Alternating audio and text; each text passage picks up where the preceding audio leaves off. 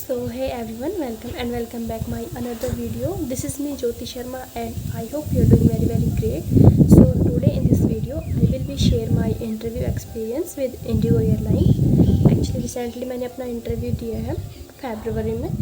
So Indigo Airline जो है अपने वॉक इन इंटरव्यू कंडक्ट कर रही है. तो अभी मैंने लास्ट में इंटरव्यू दिया था अपना.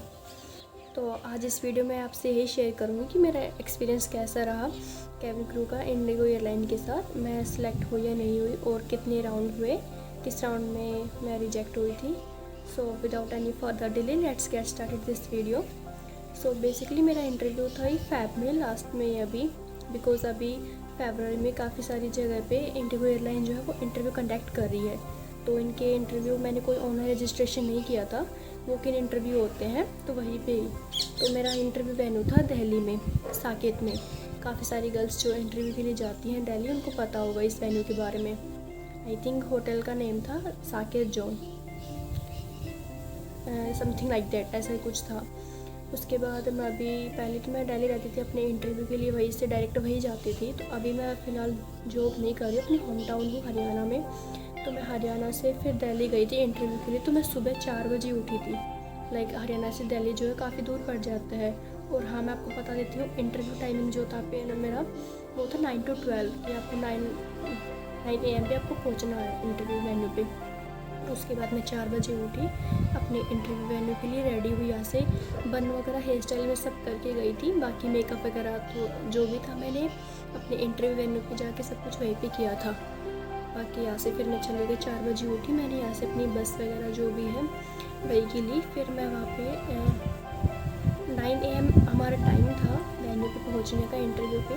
8 AM तक मैं अपने वेन्यू पे डायरेक्ट पहुँच गई थी. उसके बाद मैंने आपको बताया कि बन वगैरह जो भी हेयर स्टाइल मैं यहाँ से करके गई थी. उसके बाद मैंने अपनी मेकअप वगैरह सब कुछ वहाँ पे किया. तो 8:30 हो गए थे मेरे को. उसके बाद मैंने अपना अच्छे से मेकअप अपने खुद को अच्छे से ग्रूम कर लिया था. फिर जैसे मैं एंट्री की, लाइक जहाँ पे लड़कियाँ बैठी हुई थी, कैंडिडेट बैठे हुए थे काफ़ी सारे इंटरव्यू के लिए, वहाँ पे ऑलमोस्ट 150 के समथिंग गर्ल्स आ चुकी थी. लाइक 8:30 पे मैं एंट्री कर गई थी, वहाँ पे इतनी सारी गर्ल्स ऑलरेडी आ चुकी थी. तो मैं आपसे यही सजेस्ट करूँगी, आप जब भी इंटरव्यू के लिए जाते हैं तो प्लीज़ आप पहले जाएँ. लाइक 9 था तो आप 8 बजे तक वहाँ पे पहुँच जाओ, क्योंकि इंटरव्यू जो होते हैं वो भी जल्दी आ जाते हैं और सुबह उनका मूड भी फ्रेश होता है, काफ़ी अच्छा रिफ्रेशमेंट मूड में होते हैं. तो इंटरव्यू इस वजह से अच्छा हो जाता है. उसके बाद क्या था, मैं वहाँ पे पहुँच गई थी. फिर वहाँ पे एक सर थे, वो हमारा रिज्यूमे लेते हैं और उसके ऊपर हमारे लाइक टोकन नंबर डाल देते हैं. तो मेरा था हाँ 180 के समथिंग था.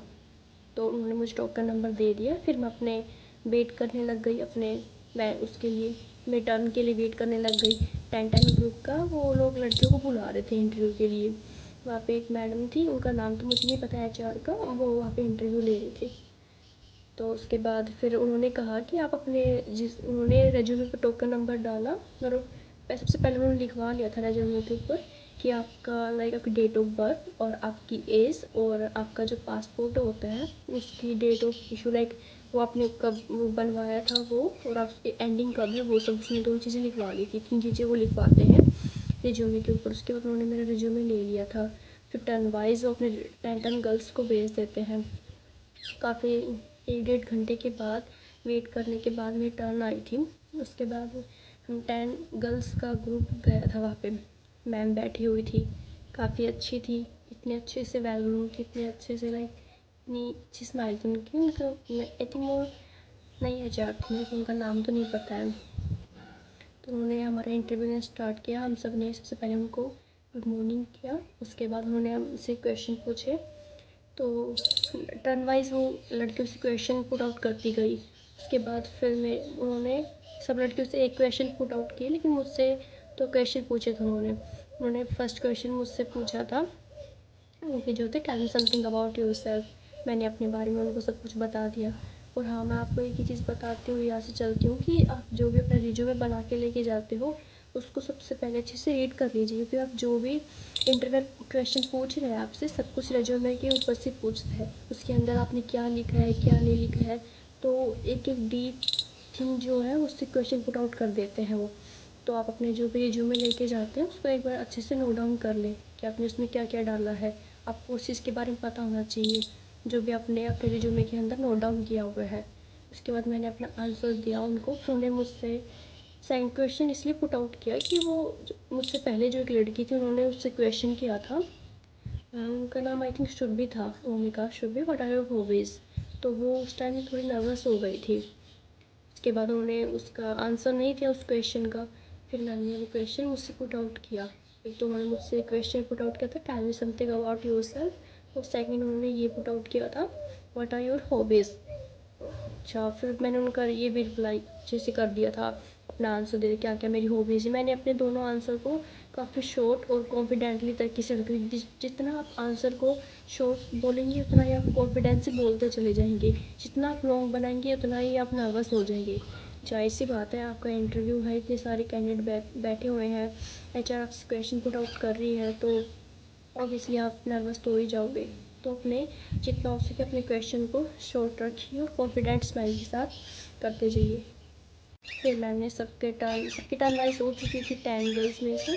उन्होंने 3 लड़कियों को सिलेक्ट किया, एक मैं थी और 2 लड़कियाँ और थी। उन्होंने काफ़ी अच्छा बोला था, बाकी जो और भी थी उन्होंने काफ़ी अच्छा बोला था, लेकिन मे भी कुछ मैम को इशू लगा होगा, तो उन्होंने 10 में से 3 लड़कियों को सिलेक्ट किया नेक्स्ट राउंड के लिए। उन्होंने कहते कि better luck next time for next time, उन्होंने ऐसे ऐसे कुछ बोल दिया उनको। उसके बाद फिर उन्होंने हम जो हम 3 लड़के थे उन्होंने कहा कि आपका मेडिकल होगा सेकंड राउंड जो है, उसके लिए आप लोग वेट कीजिए। फिर हम लोग वेट करने लग गए, हम तीनों लड़कियाँ।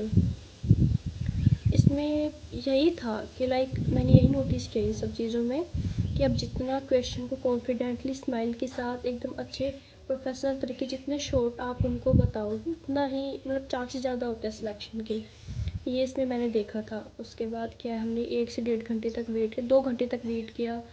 फिर क्योंकि 10 11 12 के समथिंग बज चुके थे, भूख भी लगी हुई थी, मैम ने कहा कि थोड़ा सा लंच ब्रेक करके, तो हमारा काफ़ी लेट मेडिकल राउंड हुआ था। उसके बाद इस बार क्या हुआ, मेडिकल राउंड में कुछ अनएक्सपेक्टेड थिंग्स हो गई मेरे साथ, जो कि मुझे खुद ही बिलीव नहीं हुआ कि ये सब हो क्या रहा है। इतना सरप्राइजली हुआ, सब अच्छा चल रहा था। फिर मेडिकल राउंड आया, उसके बाद उन्होंने सबसे पहले आई साइट चेक की, आँखों के कुछ नंबर्स वगैरह डिस्टेंस पे खड़ा कर दिया मुझे, लड़कियों को लाइक एक एक को ऐसे कर रहे थे। सबसे पहले उन्होंने हेड चेक की, हमारे बट मार्क है या कुछ नहीं है, इस तरीके से नेक ऐसे इस तरीके से चेक करते हैं। और हमारे जो भी है आईज हमारी चेक की। के बाद हमारे फेस पे चेक करते हैं कि कोई मार्क वगैरह कुछ, तो ऐसा तो कुछ नहीं है। इस तरीके से चेक किया। फिर उन्होंने कुछ नंबर्स वगैरह वहाँ पे एक स्क्रीन पे दिखाया, तो उन्होंने कहा कि आप इनको रीड करना है। फिर उन सबको मैंने रीड किया, वो सब ठीक था। फिर था कि हाइट वेट का, मुझे पता था कि मेरे हाइट वेट का कभी कोई इशू ही नहीं होता है, बिकॉज हम इतने टाइम से इंटरव्यू दे रहे हैं और आज तक ऐसा कुछ नहीं हुआ। तो सडनली फिर उन्होंने हाइट चेक की, सब ठीक था। तो इस बार क्या था, वेट चेक किया, तो मेरा वेट उन्होंने मेजरमेंट किया तो उसमें 53 kg बता रहा था। तो फिर मैंने सोचा कि अब ये क्या हो रहा है। अब जाहिर सी बात है, आपकी हाइट सही है और आपका वेट ज़्यादा बता रहा है उसमें, तो ऑब्वियसली आपकी बीएमआई उसमें दिक्कत तो आएगी।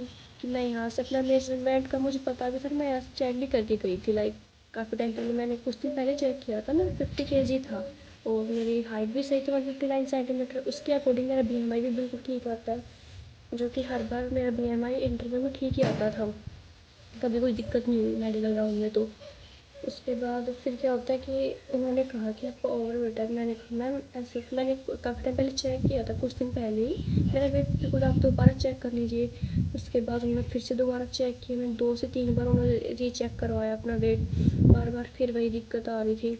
पता नहीं इतना अजीब ऐसा मेरे साथ क्यों हुआ। ऐसा सिर्फ फर्स्ट टाइम हुआ है कि 50 से 53 kg।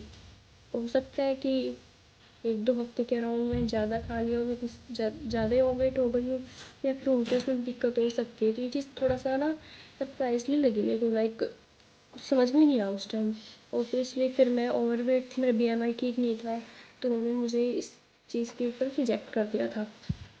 उन्होंने कहा कि ये कोई बड़ी इशू नहीं, लेकिन आप नेक्स्ट टाइम आप इसके लिए ट्राई कर सकती हैं। तो उस टाइम मैंने कुछ नहीं करी थी, बिकॉज मेरी थी मिस्टेक, ये 53 उसमें दिखा रहा है। ओबियसली मैं उनसे झगड़ तो सकती नहीं हूँ कि हमें किसने पहले चेक किया था, अब मेरा ऐसे क्यों दिखा रहा है, आप लोग गलत है।